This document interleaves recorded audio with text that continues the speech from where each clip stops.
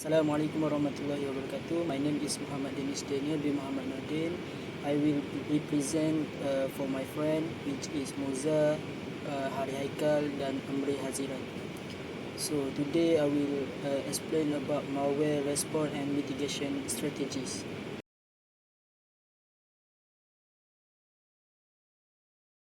Firstly is introduction of malware. What is malware? Malware is a type of software that is meant to destroy or cripple a computer and computer system without their consent. Malicious software is abbreviated as malware, and it is usually defined by the motive of the developer and not by its characteristics.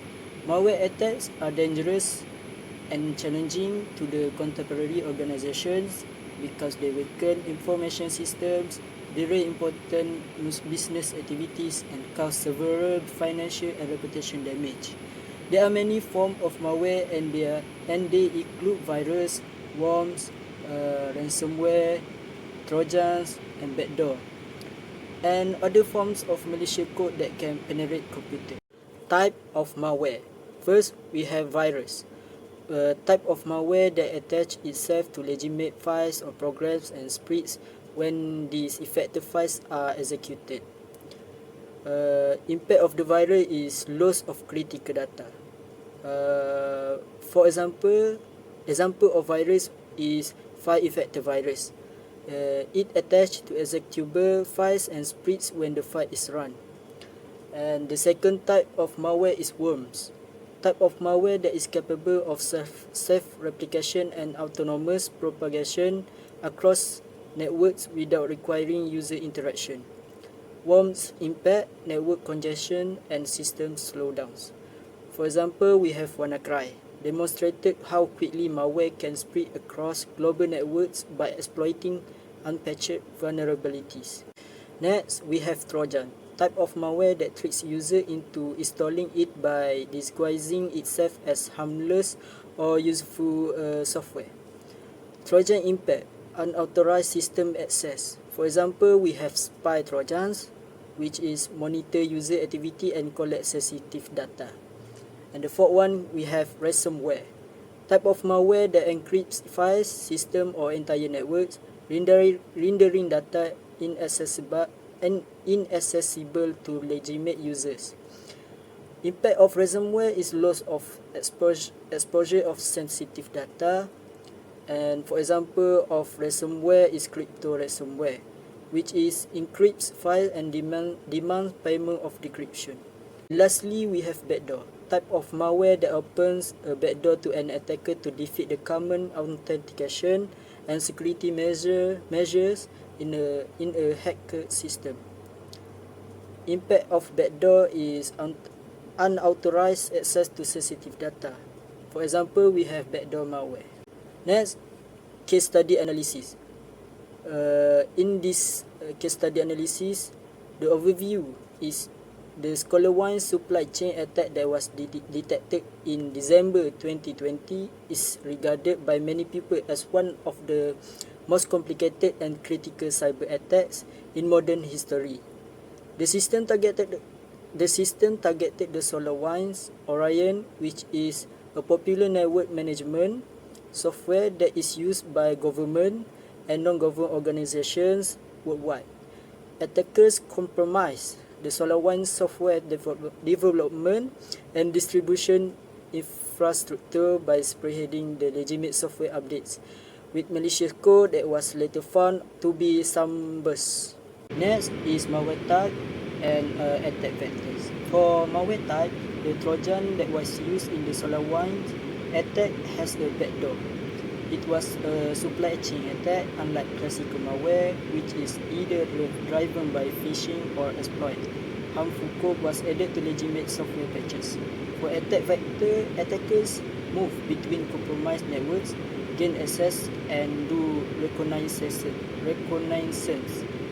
Due to the fact that the delivery channel was trusted software updates and it was very difficult to notice it, the attackers succeed in passing through the traditional security settings. Impact of the attack. First one, the impact is unauthorized access to sensitive company and government data. Second one is theft of intellectual property. And the third impact of the attack is national security risk. And the fourth one is considerable amounts of financial resources in incident response, forensic examination, system recovery, and security improvement beside data disclosure. And the last one of the impact of the attack is loss of trust from customer, partner, and stakeholder. Next is vulnerabilities and weakness exploited. First weakness is lack of proper software update verification by the third-party software provider.